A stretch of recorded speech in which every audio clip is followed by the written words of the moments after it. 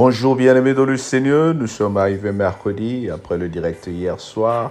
Nous avons été bénis par notre servante maman Laure, notre maman responsable des moments de la cellule de prière à la gloire de Dieu. Alors ce matin, nous continuons nos enseignements sur le livre de Galates. Nous lisons Galates chapitre 6, versets 1 à 10. Frères, si un homme vient à être surpris en quelque faute, vous qui êtes spirituels, redressez-le avec un esprit de douceur. Prends garde à toi-même de peur que tu ne sois aussi tenté. Portez les fardeaux des uns des autres, et vous accomplirez ainsi la loi de Christ. Si quelqu'un pense être quelque chose, quel qu'il en soit, s'il s'abuse lui-même, que chacun examine ses propres œuvres et alors il aura sujet de se glorifier pour lui seul et non par rapport à autrui. Car chacun portera son propre fardeau. Que celui à qui on enseigne la parole fasse part de ses biens à celui qui l'enseigne. Ne vous y trompez pas, on ne se moque pas de Dieu. Ce qu'un homme aura sémé, il le moissonnera aussi. Celui qui sème pour sa chair moissonnera de la chair la corruption, mais celui qui sème par l'esprit moissonnera de l'esprit la vie éternelle. Ne nous lassons pas de faire le bien, car nous moissonnerons au temps convenable. Si nous ne nous relâchons pas. Ainsi donc, pendant que nous avons l'occasion, pratiquons le bien envers tous, et surtout envers les frères en la foi. Amen. Oh, ça c'est un bon message. Une très bonne lecture. La Bible dit, si quelqu'un vient être surpris, c'est-à-dire un bien-aimé dans le Seigneur, un bien-aimé dans la famille, un bien-aimé dans le monde, si tu surprends ton esprit, si tu surprends ton frère qui a commis une erreur, ça ne sert pas de sonner la cloche, ça ne sert pas de poster sur les réseaux sociaux, comme nous voyons ces derniers temps. Nous humilions les frères parce qu'il a été surpris en train de faire des bêtises, on publie sa nudité, on publie sa vie privée sur les réseaux sociaux. Et malheureusement, si ce frère est un serviteur de Dieu, c'est fini. On s'en moque. Mais la Bible dit ici, lorsque vous surprenez, vous attrapez quelqu'un dans une faute, souviens-toi que Ngempe Monto, souviens-toi que Yopoza Moto, souviens-toi que toi aussi tu es une personne. Un jour, cela aussi peut t'arriver. Alors nous devons nous soutenir. Nous devons se rapprocher des personnes qui ont commis l'erreur pour leur dire attention à ce que tu fais. Attention à ce que tu fais. Le Seigneur aime ceux qui supportent les faibles. Le Seigneur aime ceux qui supportent ceux qui viennent de tomber. Ce n'est pas parce que Alain est tombé qu'il est devenu Satan. On doit savoir pourquoi il est tombé. Maintenant, cela ne veut pas dire que nous devons continuer à vivre dans le mal. Si tu es tombé aujourd'hui, nous te supportons. Mais si tu tombes encore dans le même péché demain, nous te supportons encore. Mais si ça devient une habitude qui est en train de causer des dégâts dans une famille, de causer des dégâts dans une église, là, ça devient un problème. Là, ça devient un problème. Chacun de nous est humain avec des défauts. Nous commettons tous des fautes. Quand les fautes arrivent, nous devons être là les uns pour les autres. Tu dois parler à ton frère. Tu dois parler à ta soeur. Tu dois prier pour lui. Tu dois lui donner des conseils. Rassure-le que c'est arrivé, c'est pas grave. Oui, même dans les couples, lorsqu'il y a l'erreur, parlez, discutez. Oui, la Bible dit que l'adultère, c'est le délit que nous pouvons utiliser pour le divorce. Mais ce n'est pas toujours la solution, le divorce. Je n'encourage pas l'adultère, mais je suis en train de parler. Quand ce n'est pas une habitude, il y a une faute qui arrive. Parlez, cherchez à comprendre qu'est-ce qui se passe. Peut-être que c'est moi qui ai poussé l'autre dehors. Peut-être que c'est moi qui ai ouvert la porte aussi. Peut-être que c'est toi qui étais fautif. Tu ne prends plus soin de toi. Tu n'as plus le temps de t'occuper de ton partenaire. Oh bien-aimé, quelqu'un te vole de l'argent, tes enfants te volent de l'argent. Est-ce que tu leur donnes de l'argent de poche? Est-ce qu'ils sont exposés à la pauvreté pour commencer à te faire du mal?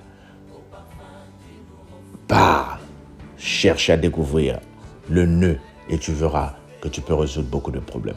Là, ce que j'aime dans cette parole, on dit, que celui à qui on enseigne la parole fasse part de ses biens à celui qui l'enseigne la parole. Alors là, tu peux parler de toutes choses. Tu peux dire, Dieu te bénira, les gens vont dire Amen.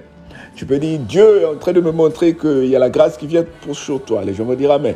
Mais sur ce problème d'argent-là, souvent les hommes de Dieu sont obligés de passer vite. Mais en passant vite aussi, ils sont en train de bloquer ta bénédiction. Moi, j'ai mon travail, mais je n'ai pas peur de parler de ça, parce que je sais que ce n'est pas de l'évangile que je vis, mais de l'évangile aussi à la grâce de Dieu. Que celui à qui on enseigne la parole de Dieu. Bien-aimé, toi tu travailles, tu reçois quelque chose, donne un peu à l'église, donne un peu à la cellule où tu participes, pour que ceux qui continuent à t'enseigner la parole de Dieu reçoivent aussi la grâce. Donne-leur quelque chose. Montre le respect à la personne qui t'enseigne la parole de Dieu. Montre le respect à la personne qui prie pour toi. Montre la considération à l'homme ou aux femmes de Dieu qui prennent le temps pour toi. C'est une bonne chose d'honorer nos parents. Et tu vas voir que le Seigneur va te bénir. Tu vas voir que le Seigneur va te surprendre. C'est une très bonne chose de faire part de tes biens à celui qui t'enseigne. Ne vous y trompez pas. On ne se moque pas de Dieu. Ce qu'un homme aura sémé, il le moissonnera. Toi, tu sèmes dans les sacs. Tu sèmes dans les Weston. C'est ça que tu vas moissonner, bien-aimé. Tu ne sèmes pas dans l'église. Tu ne sèmes pas dans la parole de Dieu. Nous utilisons beaucoup de moyens pour évangéliser gratuitement. Mais la parole de Dieu, elle est gratuite. Mais l'évangélisation coûte cher. Il faut donner à ceux qui partagent la parole de Dieu, la grâce de la partager. Ils ont besoin de ton argent pour la technologie. Donne dans les associations caritatives. Donne là où tu sais que les gens vont aller en mission. Soutiens l'œuvre de Dieu sur Facebook. Soutiens l'œuvre de Dieu sur YouTube avec ton salaire. Investis dans le Seigneur, tu vas voir la différence. Tu as des problèmes pour donner une collecte. Tu as des problèmes pour donner 10 euros, 3 euros, 4 euros, 5 livres. Voilà pourquoi nous sommes limités. Dieu dit, celui qui sème pour sa chair moissonnera de la chair. Galates 6, verset 8. Ne nous lassons pas de faire le bien, car nous moissonnerons au temps convenable. Au temps convenable, tu vas moissonner. Tente Dieu cette année. Essaye Dieu cette année. Mon imi trop. Essaye Dieu. Nous avons trop investi dans la distraction. Moi, j'aime les costumes, j'aime les belles chaussures. Je continue à en acheter quand je le peux. Mais je donne aussi à l'église. Je donne aussi à mes leaders. Je donne aussi à ceux qui m'enseignent la parole de Dieu. Et je t'encourage à faire autant. Tu verras que le Seigneur va te surprendre. Alors, bien-aimé, sois béni. Que cette parole ne soit pas autour de l'argent seulement. Ainsi donc, pendant que nous avons encore l'occasion, pratiquons le bien envers tous et surtout envers les frères dans la foi. Chaque fois, tu investis avec des amis dehors pour boire des whisky, des vins, des champagnes. Et après, ce sont ces amis-là qui mettent le poison dans ta boisson pour te tuer, pour vouloir te tuer. Investis dans le Seigneur. Il y a la vie éternelle et tu verras que tu seras sauvé et tu prospéreras. Au nom de Jésus, notre Seigneur et Sauveur. Amen. Que le Seigneur te bénisse. Et partage la vidéo. Partage. Passe une très bonne journée. On se dit à demain.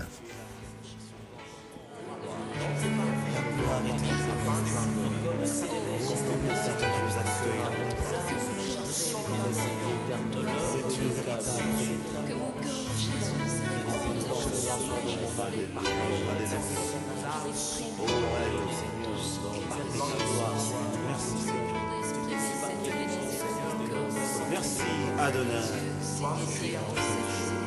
le Dieu de toute force, le roi qui existe par lui-même. Tu es le Père de tous ceux qui ont le Fils en eux. Adonai, le Dieu redoutable. Que tout l'honneur te revienne, que toute la gloire te revienne. Merci d'accueillir ton peuple devant ton trône. Alléluia. Alléluia.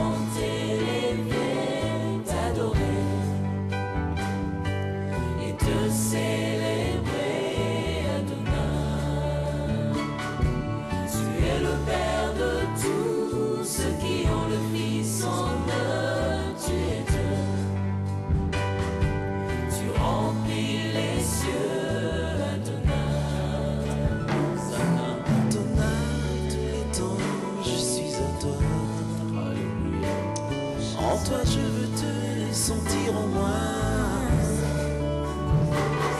contempler la gloire de ta beauté, me réjouir au cœur de ta bonté, oh Adonai. Allons à la fontaine de nos amours, nous enivrer du vrai bonheur tous les jours. Adonai, dans tes bras je voudrais rester longtemps pour recevoir les merveilles de ta gloire. Adonai, oh tous les soirs, notre étoile revient faire briller la flamme de l'unité pendant nos heures d'intimité. Oh Adonai.